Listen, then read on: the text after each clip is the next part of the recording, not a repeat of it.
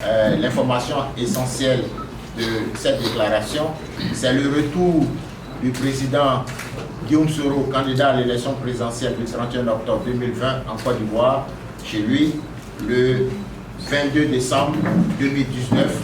Et nous invitons les Ivoiriens à se mobiliser pour lui réserver un accueil des plus chaleureux, comme ils ont pris l'habitude de le faire. Je pense qu'il est l'heure de passer la main à la nouvelle génération, mais si ceux de sa génération se présentent, ils se présenteraient également. Nous avons régulièrement répété ici que la Côte d'Ivoire est dotée d'une constitution et nous nous en tenons à la constitution. Pour l'heure, nous savons que le président Guillaume Soro est candidat déclaré à l'élection présidentielle du 31 octobre 2020 et attendons donc de voir quels sont les autres candidats à cette élection. Est-ce que la nouvelle CEI, après la Commission africaine, est-ce que cette CEI-là vous convient? La dernière décision. La Cour africaine des droits de l'homme et des peuples n'a pas rendu de décision. Nous avons saisi la Cour africaine des droits de l'homme et des peuples pour demander une réécriture de la loi portant recomposition de la CEI. Dans le camp de Générations et Peuples Solidaires, où vous avez des mouvements, vous avez des partis politiques qui siègent à l'Assemblée nationale, nous avons milité pour que les partis politiques ne soient pas membres de la commission électorale indépendante. La Cour ne s'est pas encore prononcée. La Cour s'est prononcée sur des mesures provisoires dans une ordonnance. Et donc nous restons à l'écoute de la Cour.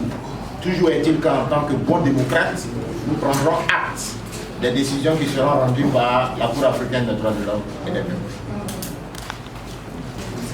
J'ai une question. Oui, Léane de Bassompierre, journaliste sud-africaine de l'agence Bloomberg, qui finance le mandat présidentiel 2020 de M. Soro? Qui finance sa campagne. Ouais. Madame, il faut noter que dans la loi ivoirienne, nous avons, dans le dispositif ivoirien, nous avons une loi qui finance les candidats à l'élection présidentielle. Normalement, le budget 2020 qui a été adopté cette semaine, la semaine dernière par le Sénat, donc un budget de l'ordre de 8031 milliards. Dans ce budget, il y a une part qui est réservée au financement de l'élection présidentielle. Il est clair que le financement ne se fait pas avant. Donc, il y a des fonds que les candidats doivent pouvoir eux-mêmes mobiliser. Nous n'avons aucune loi qui limite les frais de campagne, mais nous avons des équipes qui sont organisées, qui mobiliseront les fonds pour permettre au président Guillaume Soro d'être sur la ligne d'arrivée le 31 octobre 2019. Et combien d'argent a déjà mobilisé? 2020.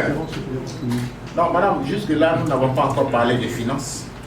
Le moment venu, vous connaîtrez le budget de campagne du candidat Guillaume Soro et nous souhaitons qu'il en soit de même pour l'ensemble des candidats.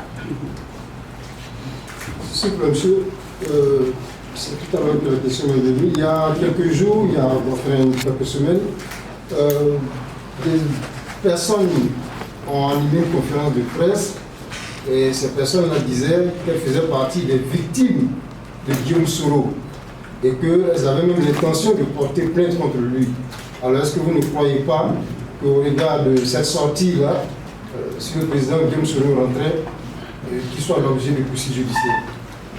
La question est bienvenue. Nous pensons que lorsque ces personnes se sont exprimées, la justice aurait dû se saisir du dossier pour poser des questions à ces personnes. Parce qu'on ne doit pas jouer avec la vie des citoyens. On ne doit pas instrumentaliser les victimes de la crise. Parce que les victimes, on les retrouve dans chaque camp de Côte d'Ivoire. Et c'est pourquoi nous avons lancé avec le président Soro qui est candidat à l'élection présidentielle de 2020, le processus en appelant à une vraie réconciliation en Côte d'Ivoire. Donc on ne va pas instrumentaliser les victimes de la crise en demandant à une justice de se saisir de l'appel de quelques individus. On ne sait d'où ils sortent, qui viennent se réclamer victimes d'un citoyen. Dans un pays autre que la Côte d'Ivoire, je pense que ces personnes auraient été poursuivies parce que ces personnes ont fait beaucoup de révélations et il y a des familles qui devraient normalement se saisir de leurs appels et réclamer également justice. Donc, qu'on aille calmement à l'apaisement. Évitons donc d'instrumentaliser la justice parce que quand on est rentré dans la période de l'élection présidentielle, on ne doit pas utiliser un motif quelconque pour écarter un candidat. Le président de la République l'a dit, aucun candidat ne sera écarté. Donc vous avez certainement une réponse dans les déclarations du président de la République.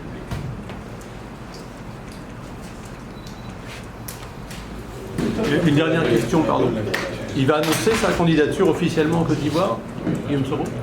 Oui, il rentre le 22 décembre 2019 et soyez rassurés, il annoncera, il confirmera qu'il est candidat et nous aurons une manifestation officielle au cours de laquelle il s'adressera aux Ivoiriens des 31 régions de Côte d'Ivoire pour confirmer sa candidature.